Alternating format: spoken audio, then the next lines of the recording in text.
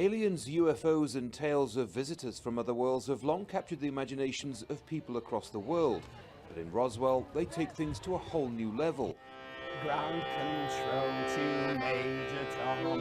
This is a city in many ways defined by a mysterious event that took place decades ago. In 1947, reports of a crashed flying saucer and alien bodies were denied by officials who say the object was nothing more than a surveillance balloon. But over the decades, the conspiracies grew, and Roswell has reaped the benefits. Myself, personally, I don't believe in UFOs. I believe something happened, though. Juliana Halverson may not be a believer, but she's more than ready to welcome those that are. Stores and merchants have really embraced the alien theme. A lot of the people that live here kind of get, frustrated with it, but it's just a huge economic boom between the people coming for the hotels and the meals and the shopping. It's great for the city. Eddie Macias was out of work following a car crash, but he too has found opportunity.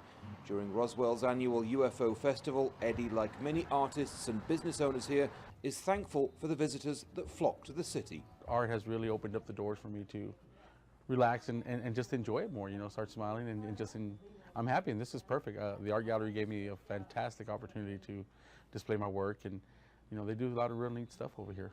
Ice cold cookie dough. Crash UFO. It's expected this year's festival will be the biggest yet, with no sign the appetite for one of the world's most notorious UFO incidents is slowing down. Whether little green aliens landed here 70 years ago or not is still a matter for fierce debate. But at this point, the facts don't matter for the city of Roswell. As the urban myth continues to grow, the city grows along with it. And ultimately, for many people, it's all harmless fun. It'd be nice if something landed on the lawn right here. Here we are, we're here to save the world. On the Great Plains, just east of the Rocky Mountains, lies one of America's most closely guarded secrets. Scattered along an unremarkable road, the US keeps some of its most powerful weapons. We've been granted rare access to the front line of the nation's nuclear deterrence to step inside a bunker that has the capability to launch nuclear war. I'll be your escort official during your visit to the missile alert facility. Do you understand your responsibilities while under escort in the restricted? I do. Okay. Behind these gates in Nebraska, airmen and women hold the world's fate in their fingertips. If we have a rapidly emerging crisis that requires the use of ICBMs, we can respond to the president's direction in minutes. The country now has 400 ICBMs, or intercontinental ballistic missiles. Each is much more powerful than the bomb dropped on Hiroshima.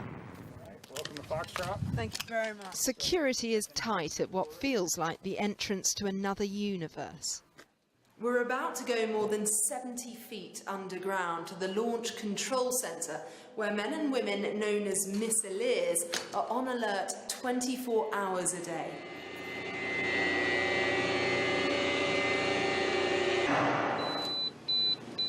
And test lamp push button pressed. If Donald Trump orders a strike, Air Force officers Crowley and Bryant can launch warheads within minutes. Typically, day to day, we are responsible for 10 nuclear warheads. That's enormous and pretty terrifying prospect. Definitely a enormous amount of power, but we take the responsibility seriously to the point where we're always training and we're always innovating. When the time comes to launch, This command center was built in the 1960s, but the threat is evolving. A missile from F.E. Warren was recently test launched from Vandenberg Air Force Base in California. The colonel described this as a Rolls-Royce that's had a lot of mileage. America's foes know where it's parked, but it's still seen as something they can't afford to close the door on. You are entering one of the most secret places on Earth. It's a bunker built into a hollowed-out mountain in Colorado. It's just one of the top secret shelters where 7,000 Americans will go to in the event of nuclear annihilation. The government built more than 100 of these bunkers and relocation facilities around the country. There's no room for families. Wives, children not included. The plans to get a small number of government officials out of Washington, out of major cities, and into these bunkers around the country. And it doesn't include families. Garrett Graff is the author of the new book, Raven Rock, the U.S. government's secret plan to save itself while the rest of us die. The title comes from this place, Raven Rock Mountain, a super secret bunker in Pennsylvania where Pentagon brass will relocate in a nuclear war. How do you get on this list? And who's on it? Well, so the list includes your high-ranking government officials, your cabinet leaders, your congressional leadership, members of the Supreme Court, as well as, top aides, White House staff. Some people are on the elite list by accident. The bunker at Cheyenne Mountain in Colorado has its own Subway sandwich shop. If you just happen at the time of the apocalypse to be the person manning the cash register at the Subway, you're going to be the only fast food employee in America who survives the nuclear war. Another bunker is buried in Virginia at a place called Mount Weather. This is the Mount Weather facility about 60 miles west of Washington, D.C. And it looks like a typical secure government facility. It is surrounded by a chain link fence with a barbed wire at the top. And they don't like visitors. Okay. I need you on. For decades, another secret bunker was located beneath Greenbrier, a luxury resort in West Virginia. It's now a museum. Behind this 25-ton blast door was a shelter for 400 government officials who could live for 60 days in dorms like this one. The bunker system has been used only once, on 9/11. On 9/11, helicopters swooped in here to the Capitol and evacuated the congressional leadership as well as officials from across Washington out into these mountain bunkers around the country. Let's hope they're never needed again.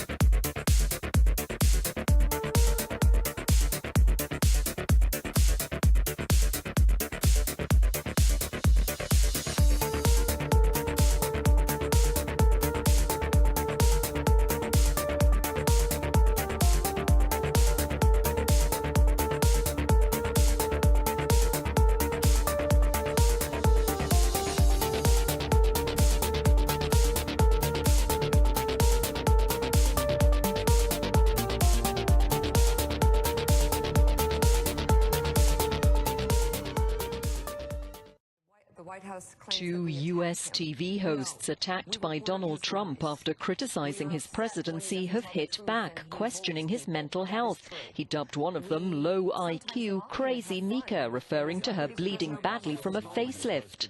It is unbelievably alarming that this president is so easily played. He's so easily played by a cable news host. Now, what is that saying to our allies? What is that saying to our enemies? I will just say that somebody at the top of his campaign last summer said to me, we're all really worried about his emotional state.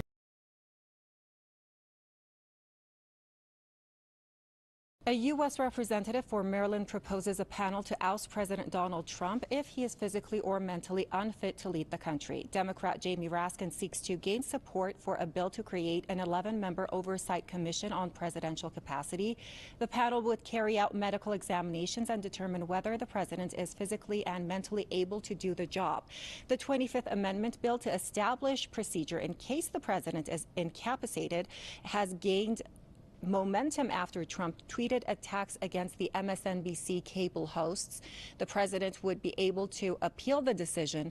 2/3 of both the House and the Senate would also need to agree with the commission's assessment in order to dismiss the president. The fake media is trying to silence us, but we will not let them, because the people know the truth. The fake media tried to stop us from going to the White House, but I'm president and they're not.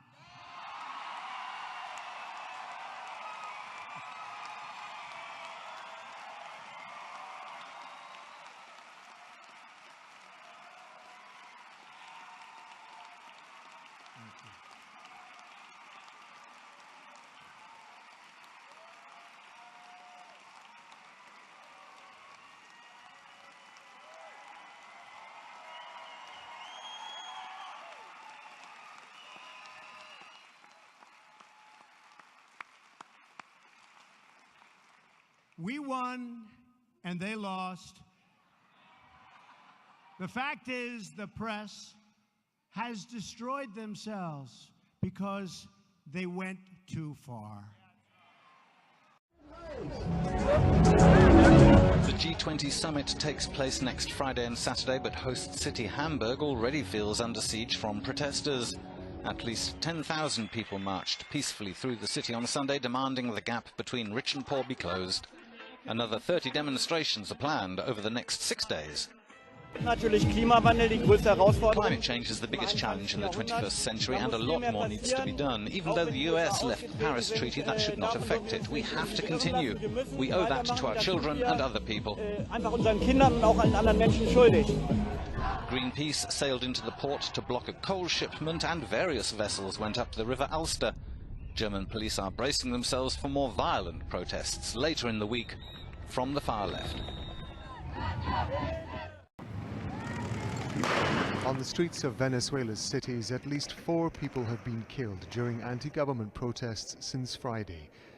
According to the Attorney General and Chief Prosecutor, Luisa Ortega Diaz, Ortega has become a heroine to opposition supporters. The government says Ortega is a traitor. It's banned her from leaving the country and frozen her bank accounts. She opposed Venezuela's Supreme Court when judges dissolved the opposition-controlled National Assembly in March. She's also challenged the socialist government's push to rewrite the constitution. And she's pressing charges against police officers accused of being linked to the killing of anti-government protesters. The Attorney General's office summoned the chief of Venezuela's intelligence agency on Friday, accusing General Gustavo González of being linked to human rights abuses. A few hours later, President Nicolas Maduro promoted the general to head of the army. Opposition protesters say they're determined to stop what they call attacks on Venezuelan democracy. Maduro's government, the dictatorship of Maduro, does not only intend to end the National Assembly, but now also the chief prosecutor. The protests are now into their 4th month. Tear gas continues to blow through the streets, and so does the battle for Venezuela's future. The Prime Minister of Sweden announced that Swedish police need to improve on investigating sex crimes after a series of assaults were reported at one of the biggest music festivals in the country. Next year's Bravalla festival has been called off by its organizers following a rape allegation by a young woman. In total, there have been 23 sexual assault claims made. Prime Minister Stefan Löfven said these are disgusting acts. We must stop this. The UN's High Commissioner for Refugees has called on Europe to help Italy with its growing migrant crisis. So far this year, more than 83,000 asylum seekers have arrived in Italy by sea. That's a 20% increase from the same period last year. And in the past week alone, over 12,000 migrants were rescued in the Mediterranean Sea. That influx has left some Italian politicians threatening to close some ports to rescue ships, forcing other Mediterranean countries to take in more migrants. Italy's Prime Minister has accused other European countries of, quote, looking the other way when it comes to the migrant crisis. But the threat to shut out other nations' rescue ships might just be a bargaining chip. Talks between France, Germany, and Italy on the migrant crisis start Sunday in Paris. The Mediterranean crossing is a dangerous one. The UN estimates more than 2,000 migrants have died or gone missing since the beginning of the year. Many of the migrants crossing are minors. The EU has pledged more financial support for Italy, but it hasn't followed through on a previous plan to relieve the country's migrant crisis. A 2015 plan promised to move 160,000 asylum seekers from Italy and Greece. So far, less than 1/5 of those have been moved. French President Emmanuel Macron said on Sunday that France would, quote, put all its energy towards eradicating, end quote, those responsible for kidnapping a French hostage shown in a video posted by an al-Qaeda-linked militant group. The group, called JNIM, released a video late on Saturday purporting to show 6 hostages abducted in West Africa's Sahel region in recent years. Among those pictured was Sophie Petronin, who was kidnapped in the city of Gao in Mali in December. Building a new military force in Western Africa. French President Emmanuel Macron is in Mali to throw his support behind what's called the G5 Sahel. The stated aim is to put troops in the vast Sahel region to combat al-Qaeda-linked militants and human traffickers. The Sahel region is in the northern part of Africa, stretching from the Red Sea to the Atlantic Ocean. Mauritania, Mali, Burkina Faso, Chad and Niger have pledged to contribute 5,000 soldiers to a special force. It will be based in Mali, where there's already a UN peacekeeping mission comprised of more than 10,000 soldiers. France has a further 4,000 soldiers fighting extremists in the region. They were sent to Mali, France's former colony, 4 years ago, after a series of attacks by militants. The plan is for the new G5 Sahel to initially work with those forces. It's thought France wants to eventually withdraw its troops, which is why Emmanuel Macron wants the G5 Sahel to succeed. But the operation already faces questions over financing, manpower, and equipment. With the full liberation of Mosul in sight, Iraqis are celebrating. This the prelude to a week of nationwide festivities once ISIL's final fighters in the city are defeated. When that happens, Prime Minister Haider al-Abadi is expected to visit Mosul to formally declare victory. For civilians, it's the light at the end of a tunnel after months of conflict and years of rule by the extremists. Those who've managed to flee, however, say thousands of residents remain trapped in the old city with little food, water and medicine. That's where the final battle is being played out. Iraqi forces announced they'd recaptured another district on Sunday, but the fight to the death on Mosul streets is not over yet. Residents of ISIS's former Iraqi stronghold of Mosul have warned that extremists were living among civilians in parts of the city liberated by U.S.-backed troops. Zuhair al-Jabouri, a government-appointed city councilor in Mosul, said there were hundreds of ISIS members living throughout the city. Not all of the ISIS members still living in Mosul are fighters, according to al-Jabouri. Some simply advocate the group's extreme interpretation of Islam and support it with money. A deadly car bombing in Syria's capital city today as crowds of people headed back to work in Damascus after a major Muslim holiday. Security officials say they foiled 2 other separate attacks that could have claimed even more lives. Horrific scenes as fire rips through a camp for Syrian refugees in Lebanon. As residents ran to safety, at least one person was confirmed dead, a child according to some reports. A number of people were injured in the blaze near the town of Kab Elias in the Bekaa Valley. The cause is unclear, with a cooking accident or a power surge among the theories being investigated. Little was left by the fire, with around 100 tents destroyed.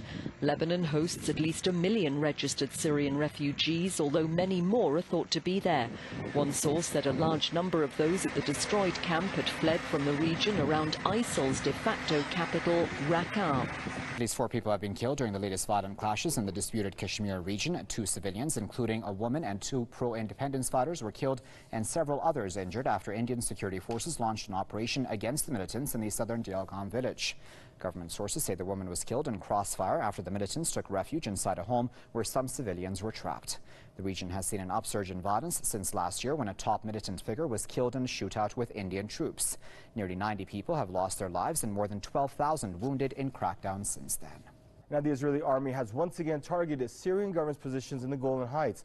Tel Aviv says attacks were carried out in the Qantar countryside in response to, quote, stray fire from Syrian Golan Heights. There were no immediate reports yet of casualties following this incident. This is the 6th time in less than just 2 weeks that the Israeli Air Force has targeted the Syrian army in the Golan Heights. Developments come as the Syrian forces have been battling foreign-backed militants in the area. A U.S. warship sailed near a disputed island in the South China Sea claimed by China, Taiwan, and Vietnam on Sunday in an operation meant to challenge the competing claims of all 3 nations, a U.S. Defense Department official said. It was the second freedom of navigation operation conducted during the presidency of Donald Trump, following a drill in late May in which a U.S. warship sailed within 12 miles of an artificial island built by China in the South China Sea. Iran's parliament speaker says that the country will give a strong response to any move by the U.S. government or Congress to increase pressure on Iran. Either on the missile program, human rights, or the issue of terrorism, the U.S. is pursuing a single objective, and that is increasing pressure on Iran. Iran will make sure to watch out for and give a serious response to any breach of the nuclear deal, as well as other issues, including the motion tabled at the U.S. Senate. The Catholic Church appears to be moving in a more progressive direction. Pope Francis announced he won't reappoint the Vatican's lead theologian Gerhard Ludwig Mueller to another 5-year term in the position. Mueller led the Congregation for the Doctrine of the Faith, which aims to, quote, promote and safeguard the doctrine of the faith and morals for the whole Catholic world. But Mueller and Pope Francis reportedly couldn't agree on what exactly that doctrine should be. Francis often sought to modernize the church, butting heads with Mueller in the process. Mueller openly disagreed with Francis about whether there should be different interpretation of the church's teachings on whether divorced and remarried Catholics can participate in Holy Communion. The position will be taken over by Luis Ladaria Ferrer, who, like Francis, is a Jesuit and speaks Spanish. He's also expected to be a little more in line with Francis's philosophy. Mueller was appointed by Francis's predecessor, Pope Benedict XVI. The Congregation for the Doctrine of the Faith also deals with church sex abuse cases, and critics say Mueller hasn't done enough in his role. A member of the Pope's Commission for the Protection of Minors said Mueller's office ignored its suggestions for improvement. This comes as one of Pope Francis's senior advisors was granted leave over sexual assault charges in Australia.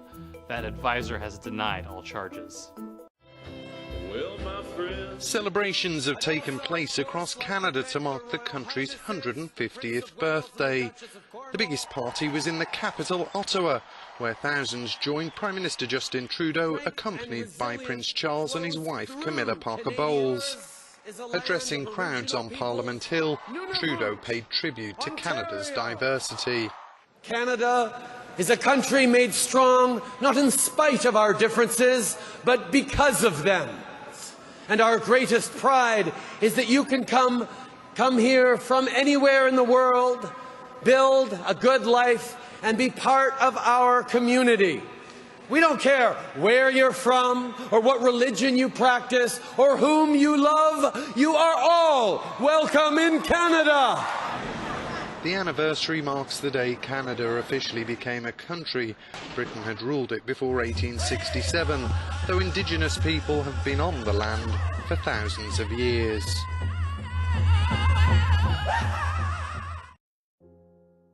NBC has reported that cheers and long lines of tourists and locals alike greeted the first day of sales of recreational marijuana Saturday, as Nevada became the 5th state with stores selling pot to the public in a market that's expected to outpace all others in the U.S., thanks to the millions of visitors who flock to Las Vegas each year.